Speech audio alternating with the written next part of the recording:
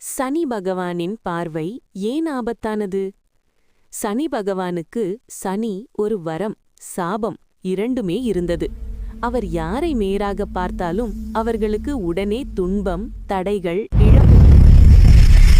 இதனால் சனி பகவானே மிகவும் வருத்தப்பட்டார். நான் யாருக்கும் தீங்கு செய்யக்கூடாது என்று நினைத்து பல நேரம் தன் பார்வையை தாழ்த்திக் கொள்வார். விநாயகர் பிறந்தபோது நடந்தது. விநாயகர் குழந்தையாக இருந்தபோது அனைத்து தேவர்களும் ஆசீர்வதிக்க வந்தார்கள். சனி பகவான் மட்டும் தலை குனிந்து நின்றார். பார்வதி தேவி கேட்டார், எல்லோரும் என் குழந்தையை பார்க்கிறார்கள், நீ மட்டும் ஏன் பார்க்கவில்லை?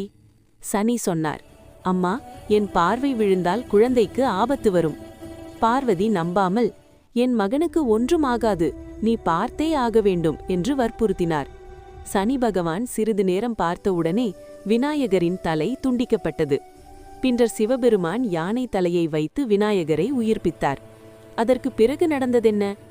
இந்த சம்பவத்தால் மிகுந்த வருத்தமடைந்த சனி பகவானை சிவபெருமான் ஆசீர்வதித்து சொன்னார், இனி நீ விநாயகரை தீய பார்மையால் பாதிக்க முடியாது. விநாயகரை வழிபடுபவர்களை நீ அதிகம் தொந்தரவு செய்யவும் மாட்டாய். அதனால்தான் சனி தோஷம் உள்ளவர்களும் முதலில் விநாயகரை வணங்கினால் சனியின் தீவிரம் குறையும் என்று நம்பப்படுகிறது. அதனால்தான் எல்லா காரியங்களுக்கும் முன் முதலில் விநாயகர் வழிபாடு என்று சொல்லப்படுகிறது. விநாயகரின் ஆசீர்வாதம் நம் எல்லோருக்கும் கிடைக்கும்.